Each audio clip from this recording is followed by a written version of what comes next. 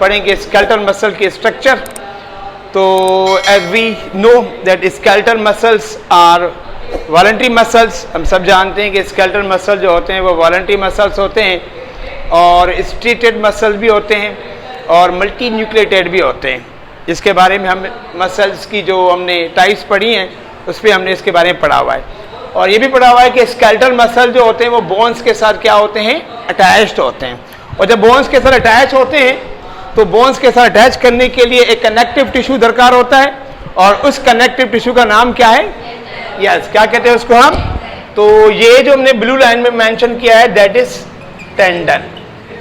Okay, तो अगर muscle को देखें तो एक मसल को अगर बाहर निकालें तो उस मसल के अंदर बहुत ज़्यादा मिकदार में क्या पाए जाते हैं, बहुत ज़्यादा मिकदार में पाए जाते हैं क्या, मसल बंडल्स होते हैं। क्या होते हैं, मसल बंडल्स। हमें मसल, ये मसल में बाहर निकाला है क्रॉस सेक्शन उसका और इसके अंदर हमें बहुत ज़्यादा मिकदार में क्या नजर आएंगे बेटा, हमें मसल बंडल्स नजर आएंगे।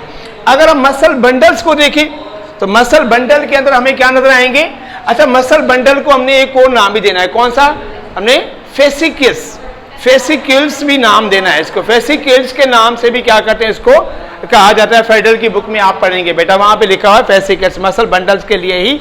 और मसल बंडल की जो बैरूनी मेम्ब्रेन होती है, मसल बंडल की जो, अच्छा जैसे मसल की अगर मेम्ब्रेन कहें, जैसे अगर मसल की मेम्ब्रेन कहें तो मसल के जो बैरूनी मेम्ब्रेन होगी, ये जो मेम्ब्रेन होगी उसे हम कहेंगे एपिमाइसियम। क्या कहेंगे, एपिमाइसियम। और इस तरीके से मसल बंडल के बाहर जो मेम्ब्रेन होगी या फेसिकुलस के बाहर जो मेम्ब्रेन होगी, इसे क्या कहेंगे हम, इसके बाहर जो पर्दा होगा, जो मेम्ब्रेन होगी, इसको हम क्या कहेंगे, इसको कहेंगे पेरीमायोसियम। और इस तरीके से और मसल बंडल्स के अंदर बहुत ज्यादा मिकदार में क्या होते हैं, मसल फाइबर्स होते हैं। और दरअसल मसल फाइबर्स को ही कहा जाता है, क्या कहा जाता है, क्या कहते हैं इसको, मसल सेल्स भी कहते हैं। मसल्स के ये सेल्स होते हैं, क्या होते हैं, ये मसल सेल्स होते हैं। और इनके बाहर जो मेम्ब्रेन पाई जाती है, ये जो मेम्ब्रेन है इसके बाहर, इसको हम नाम देते हैं, क्या कहते हैं, एंडोमाइसियम। एंडोमाइसियम के नाम से इसको क्या कहते हैं, फेमस करते हैं बेटा। ओके बच्चों, तो अगर एक मसल फाइबर को देखें तो एक मसल फाइबर्स के अंदर या मसल सेल के अंदर बहुत सारी चीजें होती है। सेल है तो जारी बात है, आप लोगों ने पढ़ा है एक सेल में न्यूक्लियस भी होना है, मगर हमने पढ़ा है, हमने क्या पढ़ा है कि जो मसल सेल है, अब थोड़ा मसल सेल को इधर लेकर आए तो this is what we have, ये इसकी मेम्ब्रेन है और इस मेम्ब्रेन को हमने क्या नाम देना है, एंडोमाइसियम भी देना है, मगर यहाँ पे हम इसको मसल के नाम से फेमस करते हैं तो इसको हम एक और नाम भी देते हैं, इसको नाम देते हैं कौन सा, हम सार्कोलीमा भी कहते हैं। क्या कहते हैं इसको, हम इसको क्या कहेंगे बेटा, this one is called sarcolemma, the membrane of muscle cell. Muscle cell की मेम्ब्रेन को हम क्या कहते हैं, सार्कोलीमा भी कहते हैं, ठीक है, या इसे क्या कहते हैं, एंडोमाइसियम भी कहते हैं। दोनों नाम इसके लिए बिल्कुल दुरुस्त हैं कि एंडोमाइसियम या सार्कोलीमा कहते हैं। और इसके अंदर जो साइटोप्लाज्म होगा उसको हम क्या कहेंगे, ये जो साइटोप्लाज्म होगा, सारा साइटोप्लाज्म जो है इसके अंदर जो पाया जाएगा, इस सारे प्लाज्म को कहेंगे सार्कोप्लाज्म कहेंगे। क्या कहेंगे बेटा इसको हम, तो साइटोप्लाज्म का नाम क्या है, सार्कोप्लाज्म कहेंगे। क्या कहेंगे, सार्कोप्लाज्म के नाम से फेमस करेंगे बेटा। और बहुत सारी और भी चीजें होती हैं इसके अंदर। आप लोगों ने पढ़ा है कि मसल्स स्टोर करते हैं ग्लाइकोजेंस को। किसको स्टोर करते हैं बेटा, ग्लाइकोजेंस को स्टोर करते हैं, जो बाद में जब हम कोई वर्क ज्यादा करते हैं जो ग्लाइकोजन कन्वर्ट होता है ग्लूकोज के अंदर। हमने पढ़ा है कि ग्लाइकोजन जो स्टोर होता है वो कहां पे होता है, मसल सेलों के अंदर होता है। तो स्केलेटल मसल के अंदर भी ग्लाइकोजन स्टोर होता है बेटा। तो इसको क्या कहेंगे हम, ये हमारे पास क्या है, ग्लाइकोजन है, स्टोर्ड कार्बोहाइड्रेट इसको कहते हैं बेटा। और इसके अंदर क्या होता है, इसके अंदर बहुत ज्यादा मिकदार में क्या, न्यूक्लियस भी होते हैं। इसमें हमने पढ़ा है कि skeletal muscles have more than one nuclei. तो ये जो रेड पेन से मैं मेंशन कर रहा हूं, ये रेड पेन से जो मेंशन कर रहा हूं, दे आर न्यूक्लियस। तो क्या कहेंगे बेटा इनको हम, ये मल्टी न्यूक्लिएटेड होता है, इसको हम नाम देंगे क्या बेटा, न्यूक्लियाई। ये सारे रेड बैंड वाले हमारे क्या है, न्यूक्लियस हैं, तो कलेक्टिवली इनको क्या कहेंगे हम, कलेक्टिवली क्या कहेंगे इनको हम, न्यूक्लियाई कहेंगे। क्या कहेंगे, न्यूक्लियाई कहेंगे। एक से ज्यादा इसमें न्यूक्लियस पाए जाते हैं बेटा। और उसके बाद इसमें क्या पाया जाता है, और इसमें सबसे खास बात जो होती है इसमें, इसका जो एंडोप्लाज्मिक रेटिकुलम होता है, इसको हम यहाँ पे एक और नाम देते हैं। क्या नाम देते हैं इसको हम कहते हैं सार्कोप्लाज्मिक रेटिकुलम कहेंगे। क्या कहेंगे, जो सेल में सार्कोप्लाज्मिक रेटिकुलम होता है या एंडोप्लाज्मिक रेटिकुलम जो होता है, ये एंडोप्लाज्मिक रेटिकुलम, इसको हम क्या नाम देंगे, यहाँ पे इसको हम नाम देंगे, एक खास नाम देंगे। कौन सा नाम देंगे इसको हम, सार्कोप्लाज्मिक रेटिकुलम से के नाम से फेमस करेंगे बेटा। ओके बच्चों, और इसमें क्या होते हैं, जो अभी खास बात है उसमें क्या होते हैं, वो बहुत ज्यादा मिकदार में क्या होते हैं बेटा, इसके अंदर मायोफिब्रिल्स होते हैं। मायोफिब्रिल्स भी एक किस्म के ऑर्गेनेल ही हैं, कोई नई चीज नहीं है। जैसे हमने पढ़ा है कि इसमें माइटोकॉन्ड्रिया, बिल्कुल माइटोकॉन्ड्रिया भी इसमें होंगे बेटा, माइटोकॉन्ड्रिया भी होंगे, इसमें गोल्जी कॉम्प्लेक्स भी होंगे, न्यूक्लियस बहुत ज्यादा होंगे। इसमें जो डिफरेंट चीजें मैं वो सिर्फ मेंशन कर रहा हूं बेटा, आई बात समझ में, जो इसमें जो इस सेल को वेरिएटेड करती है फ्रॉम अदर सेल्स बेटा, वो कौन सी चीजें हैं, एक उसकी मेम्ब्रेन, और दूसरा स्टोरेज ग्लाइकोजन कार्बोहाइड्रेट्स, तीसरा सार्कोप्लाज्म, तो इस फ्लूइड को कहते हैं सार्कोप्लाज्मिक रेटिकुलम और मल्टी न्यूक्लियाई। और तीसरी जो चीजें इसमें बहुत ज्यादा मिकदार में इसमें पाए जाते हैं, दे आर द, इनको हम क्या कहेंगे, मायोफिब्रिल्स। क्या कहेंगे बेटा, मायोफिब्रिल्स, जो ब्लू लाइन से मैंने मेंशन किए हैं बेटा, तो दे आर मायोफिब्रिल्स, मायोफिब्रिल्स हैं बेटा। आगे बात समझ में। तो अब एक मायोफिब्रिल्स को हम अगर बाहर निकाल के रखें बेटा, तो एक मायोफिब्रिल्स के अंदर क्या पाए जाते हैं, मायोफिलामेंट्स होते हैं। क्या पाए जाते हैं, मायोफिलामेंट्स होते हैं बेटा। अब जो मायोफिलामेंट्स होते हैं, मायोफिलामेंट्स दो टाइप के होते हैं। How many types of myofilaments, two types of myofilaments, thick filaments and thin filaments.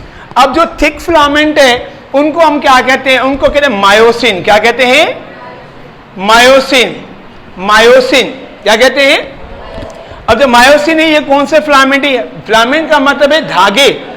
आपने साइटोस्केलेटन पढ़ा होगा, साइटोस्केलेटन के अंदर आप लोगों ने माइक्रोफिलामेंट्स या फिलामेंट्स का नाम पढ़ा होगा साइटोस्केलेटन के, वही फिलामेंट्स एक्टिन और मायोसिन है बेटा। आगे बात समझ में। तो यहाँ पे इनको मायोफिलामेंट्स कहते हैं। मायो मतलब मसल वाले, मायोलॉजी स्टडी ऑफ मसल।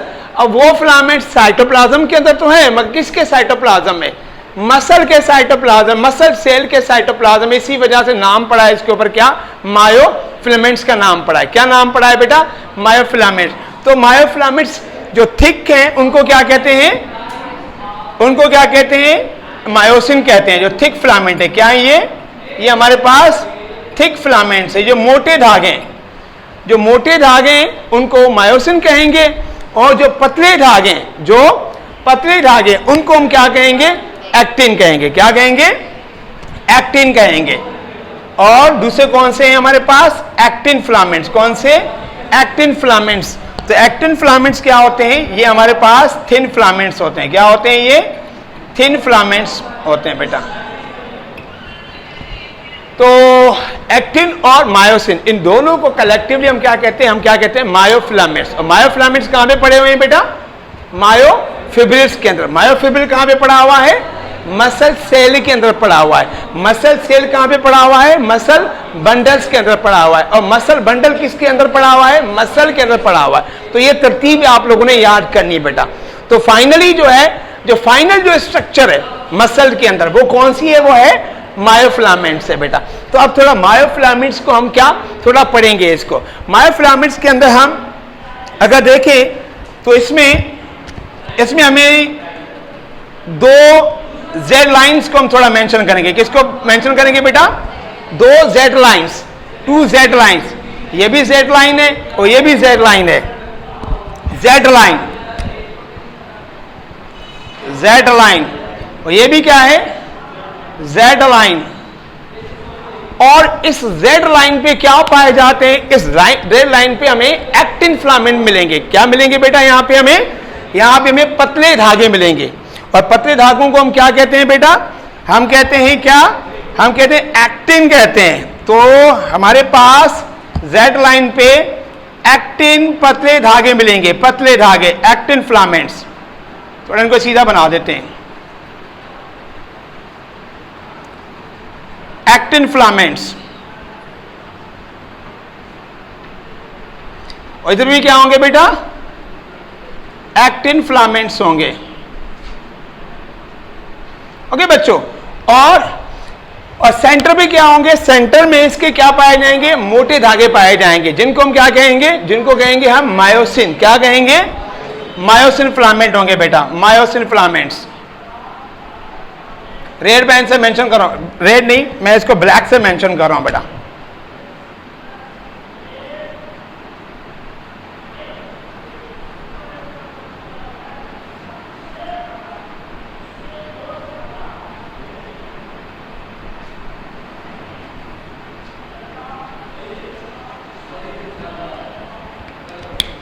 तो दीदार ये ब्लू वाले कौन से हमारे पास हैं, एक्टिन, और ब्लैक वाले कौन से हैं, मायोसिन है। ये थिक फिलामेंट है। क्या है ये, थिक, यानी कि आपके कौन से, ये मायोसिन है बेटा, मायोसिन है। इस तरीके से हमारे पास मसल के अंदर एक रीजन नजर आ रहा है, रीजन नजर आ रहा है। दो रीजन हमें नजर आए हैं, एक या हम इनको बैंड भी कहते हैं, दो बैंड हमें नजर आ रहे हैं। एक का नाम है ए बैंड, दूसरे का नाम है आई बैंड। एक का नाम क्या है, ए बैंड, और दूसरे का कौन सा नाम है, तब इस बैंड को, इस रीजन को, इस रीजन को हमारे पास जो ये रीजन है बेटा, इस रीजन को हम क्या नाम देंगे, इसको कहेंगे ए बैंड। क्या कहेंगे, ए बैंड कहेंगे। ओके, और इस रीजन को हम क्या नाम देंगे, जो ब्लू लाइन वाला है, ये पतला वाला जेड लाइन वाला, इसको हम क्या नाम देंगे, इसको कहेंगे आई बैंड। क्या कहेंगे, आई बैंड। अगेन फिर से क्या आ जाएगा हमारे पास, आई बैंड आ जाएगा। क्या आ जाएगा, आई बैंड आ जाएगा। फिर से आगे क्या करेंगे, फिर से दोबारा ए बैंड आएगा, फिर आई बैंड आएगा। अरे बात समझ में, आगे अगर चलाएं तो यहां से क्या निकलेगा बेटा, फिर से वो पतले धागे, फिर से मोटे धागे, चलते रहेंगे। तो इस तरीके से हमारे पास मसल के अंदर दो रीजन नजर आ रहे हैं। एक हमने दिया है क्या नाम, ए बैंड, दूसरे को क्या नाम दिया है, आई बैंड का नाम दिया है बेटा। अब ए बैंड का मतलब होता है एन आयोनाइजिंग और एन आइसोट्रोपिक बैंड भी से कहते हैं, जहां से लाइट पास ना हो सके, जहां से लाइट पास ना हो सके, इसको कहते हैं anisotropic region, anisotropic. और दूसरा कौन सा होता है, आइसोट्रोपिक, जहां से लाइट क्या कर सके बेटा, पास कर सके। तो इसको कहेंगे आई, और इसको क्या कहेंगे, ए आ रहा है इसलिए ए बैंड कहेंगे बेटा। तो आइसोट्रोपिक और एन आइसोट्रोपिक, इसी चीज को तो हम स्केलेटल मसल में स्ट्रेशन कहते हैं। क्या कहते हैं, स्ट्रेशन, इसी चीज को कहते हैं भाई, स्ट्रेटेड होते हैं, यानी कि डार्क बैंड। और हम इसको ये भी कह सकते हैं कि जो एन आइसोट्रोपिक या जो ए बैंड होता है वो कौन सा होता है, वो डार्क होता है। क्या होता है, वो डार्क होता है। जो आई होता है वो क्या होता है, वो लाइट बैंड होता है। आगे बात समझ में। तो आइसोट्रोपिक, डार्क, फिर से क्या आ जाएगा, लाइट, फिर से क्या आ जाएगा, डार्क आ जाएगा बेटा। इस तरीके से ये इसको हम क्या कहते हैं, हम स्ट्रिएशन कहते हैं, स्ट्रेटेड मसल्स भी हम इसको कहते हैं बेटा। तो अब यहां पे दो चीजें हमें और समझनी है। कौन सी लाइन है, हमें यहां पे एच जोन को या जोन ऑफ हेली को समझना है। जोन ऑफ हेली कौन सा है, एच जोन कौन सा होता है बेटा। तो एच जोन को अगर देखें तो एच जोन कहां पे आएगा बेटा, जिस जगह पे, जी बेटा, यस, थोड़ा हम इसको आगे कर देते हैं बेटा, थोड़ा एक्टिन फिलामेंट्स को थोड़ा इसके अंदर ले आएंगे बेटा।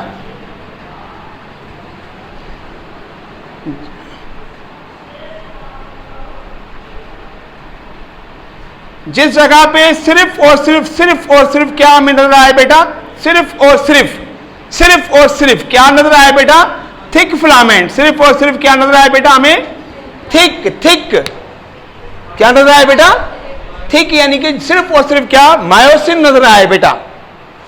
क्या नजर आया बेटा हमें, सिर्फ और सिर्फ मायोसिन नजर आए, ये रीजन यहां से लेकर इधर तक का जो रीजन है, इस रीजन को हम क्या कहते हैं? एच जोन कहते हैं। क्या कहते हैं? H zone. इसका मतलब क्या होता है? जोन ऑफ हेली। जोन ऑफ हेली किसे कहते हैं? ओनली थिक फिलामेंट्स, मायोसिन, जहां पे सिर्फ और सिर्फ क्या नजर आए हमें? मायोसिन नजर आए, तो उस रीजन को हम क्या कहते हैं बेटा? हम कहते हैं एच जोन कहते हैं। आई बात समझ में? तो इस तरीके से एच जोन के अंदर, एच जोन के बड़ी अंदर एक और लाइन है। इस लाइन को कहते हैं क्या? एम लाइन कहेंगे। एच जोन के अंदर एक और हमें लाइन नजर आएगी, यहां पे एक और लाइन, एक और लाइन नजर आएगी। यारी बात समझ में? तो इस लाइन को हम क्या कहेंगे? हम इस लाइन को कहेंगे क्या? M line. बस भाई, अगर मसल कॉन्ट्रैक्शन करते हैं ना, तो कहां तक कॉन्ट्रैक्शन करेंगे? कहां तक कॉन्ट्रैक्शन करेंगे? ये अगर मसल है, ये एम लाइन है, तो मैक्सिमम कॉन्ट्रैक्शन कहां तक होनी है? एम लाइन तक। एम लाइन इसकी ऐसे समझो कि भाई वो बॉर्डर है। क्या है? बॉर्डर होता है, बस यहां तक ही कॉन्ट्रैक्शन करनी है इसको। तो ये है मसल की स्ट्रक्चर, मसल की। मगर यहां पे एक चीज याद रखनी है आप लोगों ने कि सार्कोमियर, सार्कोमियर किसे कहते हैं? तो सार्कोमियर क्या कहेंगे? ये जो हमें दो जेड लाइंस के दरमियान में, ये भी जेड लाइन और ये भी जेड लाइन, इन दो जेड लाइंस के दरमियान वाले डिस्टेंस को हम क्या कहते हैं? सार्कोमियर कहेंगे। क्या कहेंगे? Sarcomere. What is sarcomere? The distance between two Z lines. The distance between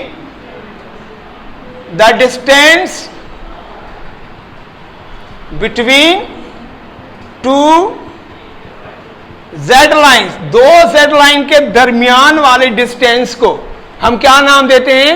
sarcomere. और सार्कोमेयर ही है जो मसल का क्या है? फंक्शनल यूनिट है। मसल का क्या? इसको क्या कहते हैं? क्या कहते हैं? ये मसल का क्या है बेटा? फंक्शनल यूनिट है। फंक्शनल यूनिट भी इसे कहा जाता है बेटा। मतलब कि मसल के अंदर जो मसल कॉन्ट्रैक्शन करते हैं, मसल कॉन्ट्रैक्शन, मसल रिलैक्सेशन जो हो रही होती है, वो किसके अंदर होती है बेटा? मायोफिलामेंट्स की होती है। और मायोफिलामेंट्स के अंदर भी कहां पे होती है? कहां पे होती है? बिटवीन टू जेड लाइंस ही होती है। एक्टिन और मायोसिन फिलामेंट्स के दरमियान में ही क्या होती है बेटा? यहां पे क्रॉस ब्रिजेस बनती हैं, जिस पे हम बाद में बात करेंगे बेटा। आई बात समझ में? तो sarcomere is a functional unit of muscle. और क्या कहेंगे? बिटवीन टू जेड लाइंस के दरमियान वाला जो डिस्टेंस है उसे ही कहते हैं क्या? सार्कोमेयर कहते हैं। याद रखना बेटा। तो मतलब सार्कोमेयर इनका क्या है? फंक्शनल यूनिट होता है किसका? मायोफिलामेंट्स का। ठीक है बेटा। तो दैट्स ऑल फॉर टुडे। और कल हम पढ़ेंगे इंशाल्लाह